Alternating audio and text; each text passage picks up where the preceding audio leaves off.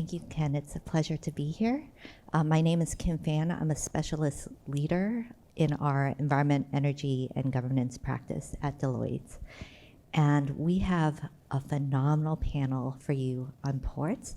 And I would like each one to just introduce themselves before we start.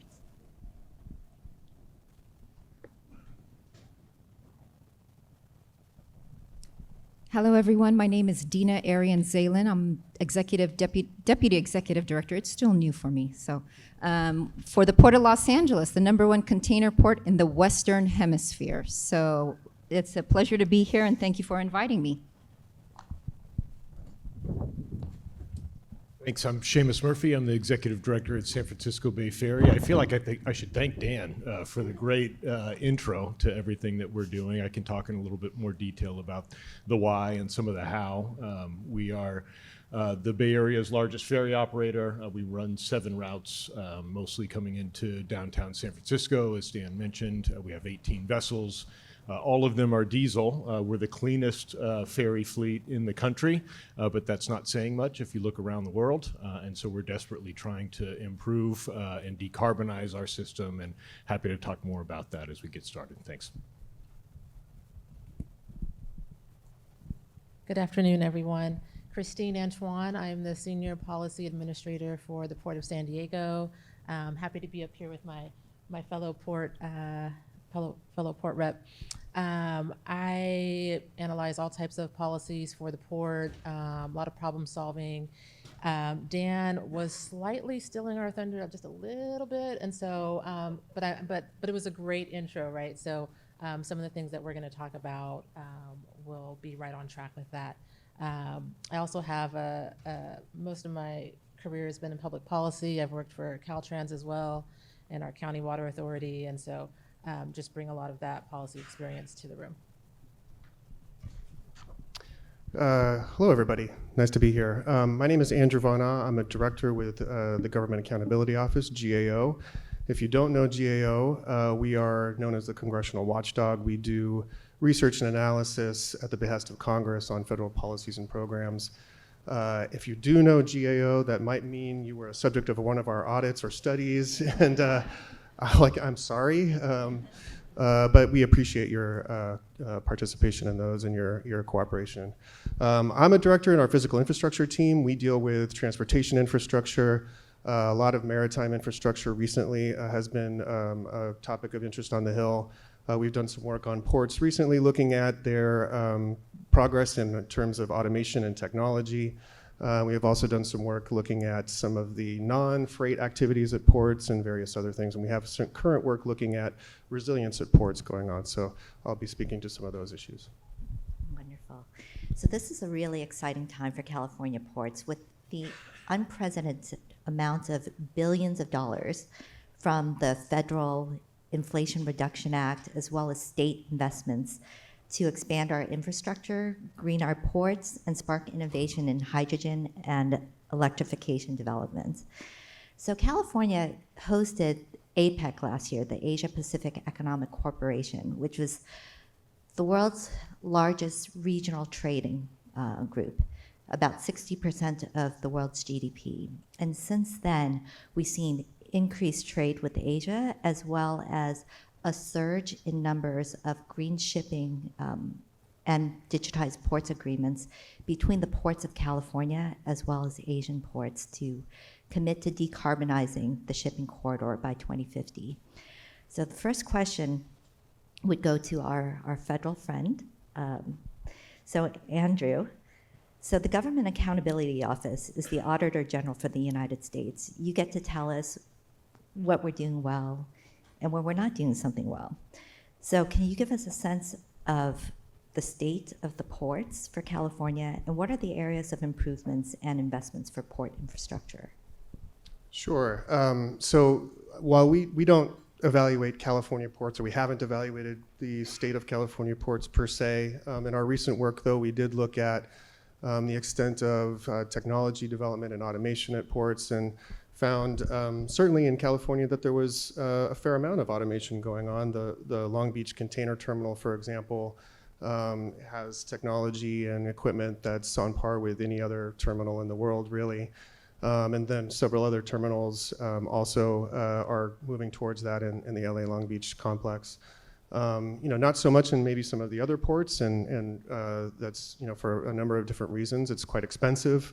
The ports may not have the kind of level of traffic that's necessary to really support the kind of automation that other ports around the world do.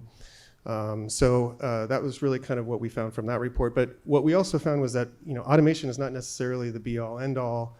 It's not necessarily what's going to really drive efficiency or improvements at the port. Our past work, a number of different jobs that we've looked at, a couple of things come up in general. One is sort of the idea of investing in digital infrastructure. This is sort of getting towards data and information sharing across the entire supply chain to sort of help improve sort of general efficiency at the port. And the other area of investment we talk a lot about in GAO is on the land side connectors, the transportation infrastructure that connects to the port, the rail connectors, the roads, the bridges, and so forth. Ensuring that we can try to address congestion around the ports and that we have sufficient capacity for the level of traffic that's going on at the ports. Wonderful. Thank you, Andrew. And our next question would go to Dina. So Dina, you spearheaded several critical port development projects, from an infrastructure program for port electrification and zero emissions for port facilities and terminals to public access investments for neighboring harbor communities. The port's capital improvement program grew from under $1 billion to over $2 billion. Can you highlight the priorities? And I should also mention that Dina was the WTS 2022 Woman of the Year that recognizes a woman leader in transportation.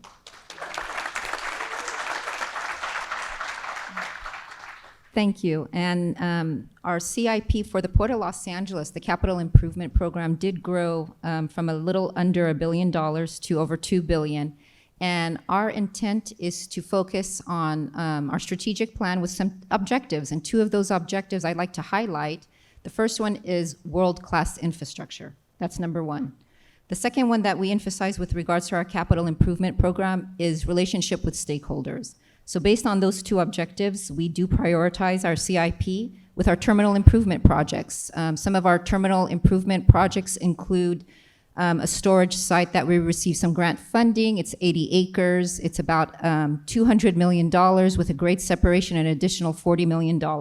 That is currently under design. We did receive close to $200 million for that project. Other terminal improvements is some wharf improvements that we are doing as part of the development. Third objective with regards to our CIP is the commitment to our stakeholders. I do want to emphasize the public access investment plan. I know we talked about the waterfront with San Francisco earlier today. So the Port of Los Angeles has committed to our public access investment plan. 10% of our operating income goes to community projects so that the community, adjacent communities in the state of California and everyone visiting down to our waterfront has access to the waterfront. So we've collected, I would say to date from 2015 to now, about $230 million have been allocated for public access, and we've spent about $175 million. We recently opened the Wilmington Waterfront Park, $77 million. You're welcome to come down and see it in Wilmington. But in addition to that, we have stakeholder investments with our workforce. The first of the kind here in LA and Long Beach, we'll be developing the Workforce Training Center. It's a $150 million project right now, and it was earmarked by the governor of California this last fiscal year. 110 were clearly earmarked for this project. So stakeholders also includes not only the community, our workforce, and then the tenants. And our third is the environment. That's another priority. Electrification, I like that. The word of the flavor of the season now is electrification. And the Port of Los Angeles is working in partnership with our utility company, the Department of Water and Power, for expansion and capacity expansion for electrification. It's a $500 million program that we are working on today. So that's kind of a snapshot of our CIP. Wonderful. Thank you, and good to hear from the authority on this. And You know, we have a lot of firsts to announce, and I know that the Port of San Diego has a pretty big announcements, as well as I know Seamus has something pretty exciting to share as well. So, Christine, tell us about the exciting news about the tugboat, Sure. and tell us how it came to be, and why is this significant, and what does it signify for the future? Sure, and some in the room may already be familiar. We are working with an industry partner, Crowley, which is a U.S.-based company, and they chose the San Diego Bay as the home of the first all-electric tugboat in the country. And so the tugboat does have a name. It's called the E-Wolf. I don't know how that part came to be, but it's called the E-Wolf, and unfortunately we don't have slides, but if you see me outside, I can pull it up for you afterward. So last year we broke ground. We can't, put the cart before the horse. So we had to construct a shoreside charging facility. And so this will be the charging facility for the E-Wolf and any other electric vessels that come on board. It's a microgrid charging facility. And so the E-Wolf is currently under construction. It's being built here in the U.S. It's designed to perform all of the just usual and customary, capabilities of a tugboat. I'll probably get in trouble for saying this, but I don't see anyone from my office here. Think of it like a Tesla on water, right? Because it's got some autonomous technology as well. So that's pretty unique and exciting. It's just going to be a massive undertaking, and invite you all down to San Diego once it's online, so that you can just kind of see it with your own eyes in person. But it really just demonstrates our commitment to sustainability and reducing emissions, which improves, the public health. And so it's just a win-win for all of us. Wonderful. Thank you, Christine. And Seamus, I know this is a really big week for the San Francisco Bay Ferry, and you've got an announcement, and I hope it all goes well. So if you could share with us. Sure. Yeah, and a little bit of context, because my team was down visiting the E-Wolf and toured the charging facility and the vessel, and we've been doing a lot of that. Anytime there's an electric boat built anywhere in the world, we've been wanting to get eyes on that, understand the technology behind it, because this technology needs to evolve really quickly for it to work for our system. And so I always ask, well, where is this electric vessel that we're going to go and take a look at? And it's never San Diego. It's never anywhere domestic. It's always Finland or Norway or Sweden or Copenhagen. So it's so great to have something happening in the U.S. that we can actually use as a model for how we design our system. And there are a lot of similarities. But we chose battery electric for our network because we saw it done around the world, and our vessels need to go really fast compared to other ferry systems. We operate at 26 knots for our Central Bay routes. Those are the routes that Dan was sharing with the group before this panel. And that means that the batteries need to be really energy dense, because they need to be light enough to be able to operate at those speeds. And we have to have a microgrid that's robust enough to be able to support the rapid charging that needs to happen during those 10-minute windows. And so we, for a while, didn't think it would be possible for a long, long time to have an electric vessel built. And then we saw the Medstrom built in Norway, and for the first time, a vessel would be able to operate at the speeds we would need it to operate over distances that we would need, or time frames, 60 minutes in this case. And so, we went from we'll never be able to do this to it looks like this vessel actually would work for our system over the course of a year. It happens so quickly. And it's going to keep getting better.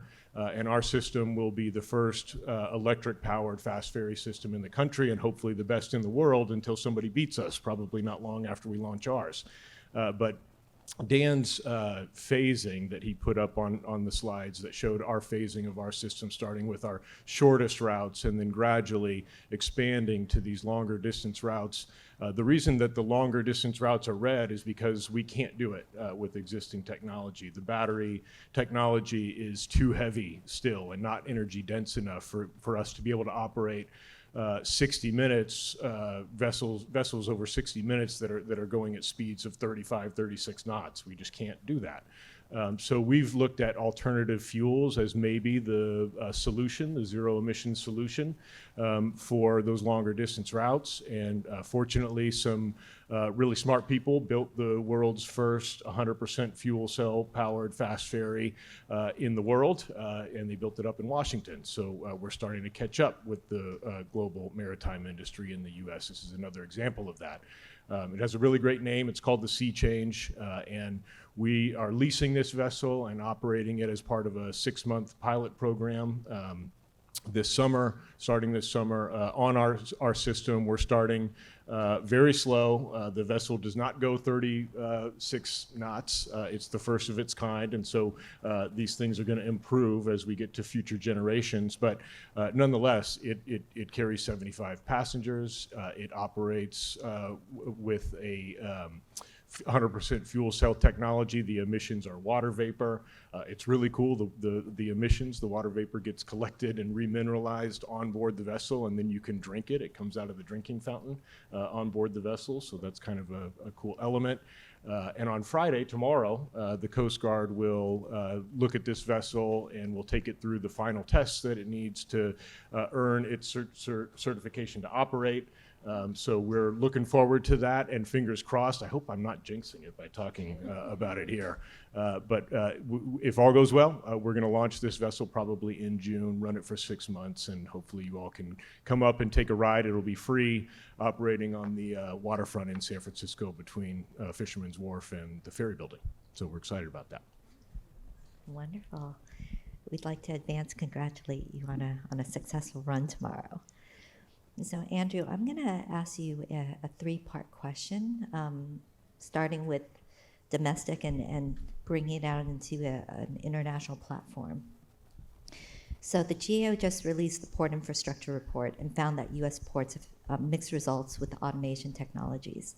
Can you share some of the high-level findings and recommendations? And also, I believe that in the process of putting this report together, you also got to visit other foreign ports, particularly the Port of Singapore, which is the gold standard for efficiency. So what can California ports learn from the Port of Singapore? And also, 8 out of 10 of the world's largest ports are in China, and China is well advanced with their smart ports. So what can U.S. ports do to advance in our smart ports to be more competitive? Sure, thanks. Yeah, so in our report we had a couple of findings. The first one is sort of obvious, that there's a lot more automation going on in ports abroad than there is here in the United States. We kind of delved into the reasons behind that. There's some very good economic reasons behind that. There's a lot more. The ports abroad that we looked at had much larger volumes of traffic. They had different kinds of traffic, lots of transshipments, things like that, that are not as prevalent at the U.S. ports that we looked at. There's different labor conditions, obviously, different relationships with unions, and of course, there's just a different layout of ports, and a whole bunch of different governance. Actually, was the other big sort of area that's very different. There's a much more centralized governance at the ports that we looked at abroad, relative to here in the United States, where there's all kinds of different models of governance at ports. So, for example, in Singapore, and you mentioned Singapore, I think, I don't know how much we can learn from Singapore because they are so different, right? I mean, and that becomes, it's a little bit of apples and oranges, right? It's a centralized one operator at that port, 3 big terminals, one that's fully automated, the others are sort of automated, they're all connected. A lot of transshipments versus you've got, here in the United States, you've got 7 or 8 terminal operators at the LA Long Beach port, a port operator that's, more of a landlord than, actually driving those kinds of technological changes. And so, more the differences of it sort of were striking to us than what we could necessarily learn from them. But of course, to the extent that ports are looking to expand into that area, those ports that have done it before certainly have some knowledge to share. The other big finding that we had, which was maybe a little bit more surprising, was this idea that where we went around the world to different ports, we found sort of mixed results in terms of the performance of automation, automated technologies. So It wasn't always more productive. In fact, in many cases, it was less productive than the terminal that had a regular workforce operating the equipment. And there were, sort of other kinds of things that sort of came up that, labor was, in some cases it was like, we have better jobs, we have higher paying jobs, we have different jobs. On the other hand, we're losing jobs, right? So there's a lot of mixed results that you get from moving towards automation. Some where there was sort of more uniform benefits were in the areas of safety and security and those kinds of areas. You had one more question about China, and in terms of China, we didn't visit China, and we actually didn't visit Singapore, but we ended up talking to them and having some correspondence with them. But as far as this idea of competition amongst U.S. ports and ports abroad, I mean, we're not competing with them really, right? I mean, if stuff's going to come here, it's going to come here, and so. As I mentioned before, I think one of the big opportunities for investment at ports around the country is in data sharing and digital infrastructure, and in improving the awareness of the entire supply chain. And that's kind of where we sort of see, sort of where there might be some real opportunities for progress. Thank you, Andrew. And a question for Dina. As you know, EPA just released the Clean Ports Program. That's $3 billion. In addition to ports community grants, in addition to ports mobile emissions reduction. So this is going to be billions of dollars that are coming out in the next couple of months. Now, the EPA administrator just visited the Port of Los Angeles, and the Port of Los Angeles and Port of Long Beach is anticipated to receive about $1 billion from EPA. And the Port of Long Beach and Port of Los Angeles will also receive $300 million from ARCHES, the California Hydrogen Hub, that comes from DOE money. In addition to the $300 million that the ports is putting in as investment. So can you discuss some of the initiatives that the Port of Los Angeles is envisioning with these investments? Yes, so the EPA Administrator Regan joined the Port of Los Angeles a few weeks ago. He came by. He was very impressed with the Port of LA's effort with regards to cleaning the air and the water. I don't know if I'm worried about saying that we're going to get $1 billion. Let's just say we're going to submit each port $500 million each for that grant. Some of the projects that the Port of Los Angeles is envisioning is a partnership with our tenants with regards to zero-emission cargo handling equipment. That'll be the project along with some infrastructure investment. So it comes out, I think the project cost is close to $700 million. And the grant application, I think the maximum amount awarded would be $500 million. I know Long Beach is also planning to submit a project specifically to their port. So we'll see what happens with regards to the award. What is interesting with the EPA Clean Ports Program is that the intent is to clean up not just the Port of Los Angeles or Long Beach, which is the biggest complex here in the United States, but also to encourage other ports to embrace the zero emission philosophy. So lots of grant opportunities out there for other ports to embrace zero emission, to clean up the air and the water. Port of Los Angeles, for example, with regards to ship-to-shore power, we completed that over 24 years ago. So we're a little bit ahead of that. So some grants will not be applicable to us because we've already been there, done that type situation. With regards to hydrogen, we are again looking, we're partners with the Alliance for the $1.2 billion. One of the hubs was here in Southern California, and we're very pleased. We're partnering with many companies, I think 400 of them, consortium with the Port of Long Beach and some others, with regards to making sure that hydrogen is embraced as an alternative fuel, zero emission, with regards to utilizing efficiencies and utilizing existing infrastructure that we could utilize hydrogen. So, for example, if hydrogen is expanded and we're able to utilize our existing infrastructure, that'll help. I think somebody mentioned to me, there's like 7,500 gas stations in Southern California or in the state of California, 46 of them hydrogen capability and half of them don't work. So we want to expand hydrogen and make sure that if you go fill up your car with hydrogen, maybe you could do it at a gas station. You know, we want to see what's available with regards to expanding hydrogen use as a future zero emission.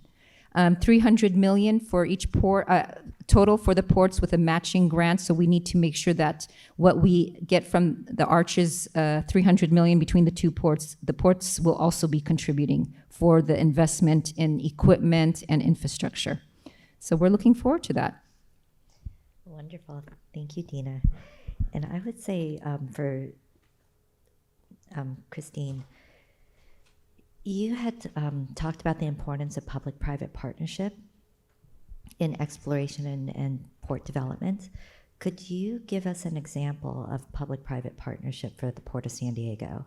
Sure, thank you. And I will actually kind of piggyback off of what Dina was talking about with zero emission cargo handling equipment. I would be remiss if I didn't mention that we have the first all-electric cargo handling crane in North America, and that's a really big deal. We transitioned out a 25-year-old crane that was the largest emitting piece of equipment on our terminals.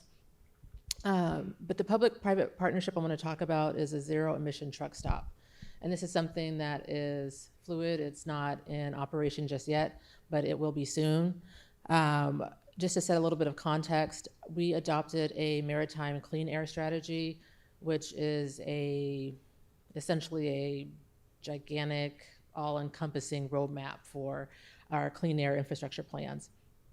And so the goal is 100% zero emission heavy duty truck trips by 2030.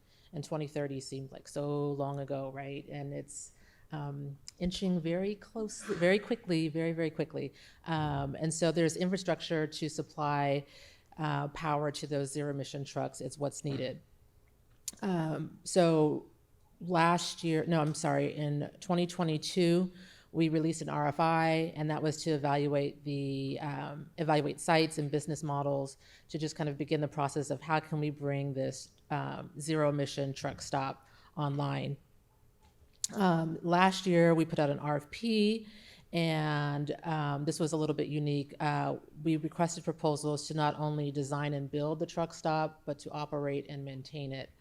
And so the RFP looked at business models that focused on battery electric technology, project design that builds out the phased approach, incorporates distributed energy resources, provides a community benefit.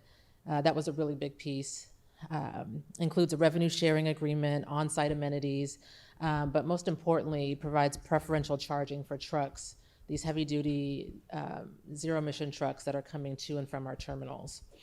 So I'm happy to share that we are currently negotiating an exclusive long-term agreement with a long-term tenant for this truck stop. It's going to be pretty cool. And, you know, of course, there may be some cars kind of weave it in to get a quick charge, but it's really for the heavy-duty trucks. Because if our tenants are trying to bring on zero-emission trucks, where are they going to charge? The infrastructure has to be there. And so this is a step towards that. But I would be remiss if I didn't mention another partnership that the Port of San Diego has, and it's huge. It's with our labor unions, and we work very, very closely with our labor unions. A couple years ago, I brought on board our electric vehicle, it's EVITP, electric vehicle infrastructure training program to the port, and that's a certification with the labor unions. And the past couple of years, I've been working on a project labor agreement for the Port of San Diego that was approved by our board last year. We're still working out a few little kinks, but it's a really big deal for our port. And we worked with the labor unions and the business community. A lot of uncomfortable conversations, and just making sure that everyone was on the right page with the operating agreement. But again, just a very big deal. I can't I can't overstate the importance of the relationship that we have with our labor unions in San Diego. So, Thank you, Christine. And so, Seamus, I know you guys are working to electrify the fleet, and that's highly ambitious. Tell me, what keeps you up at night? What do you worry about?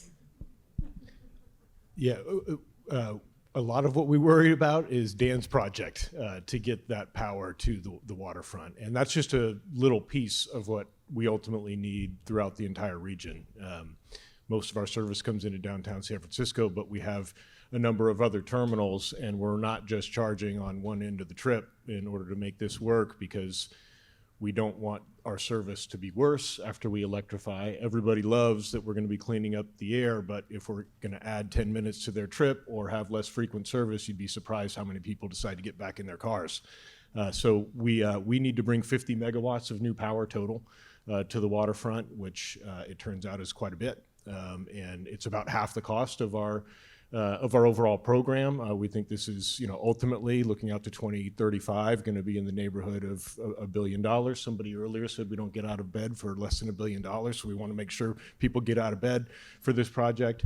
About half of that is infrastructure, both bringing more power to the waterfront and also reconfiguring our floats to include the big banks of batteries that will charge overnight when electricity is cheap, and then rapid charge our vessels during the service day. And we're going to award shipyard contracts this summer for our first 5 vessels. We have $125 million that we've raised over the last few years to build 5 electric vessels, 3 150 passenger vessels, and 2 300 passenger vessels, and the corresponding charging infrastructure to make those vessels be able to operate. And I'm a little worried that we will be able to successfully construct these vessels. We'll get them out of the shipyard. They'll be here by 2026, which is our mandate under the Air Resources Board to operate zero emission service for any route that's less than 3 nautical miles.